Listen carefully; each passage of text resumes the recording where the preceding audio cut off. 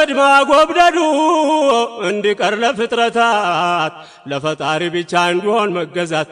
ማብራሪያው ቁርአን ነው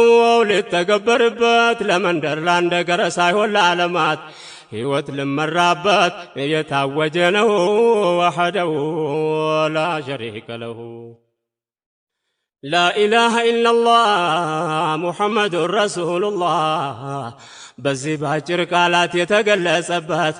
ምንም አያነሳው የሚዛኑን ክብደት የኢማም መገለጫ ውስጣዊ ማንነት የዘር የመደብ የጎሳ ልዩነት የዚህ አዋጅ መጣ መንጭቆ ለማውጣት ለጥቁር ለነጩ የአንድነት ብስራት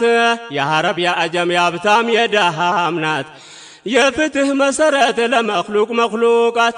የኢማም ምሰሶ ነቅቶ ላመነበት ማመን ነው በአንድ አላህ ላይ ያሻረኩበት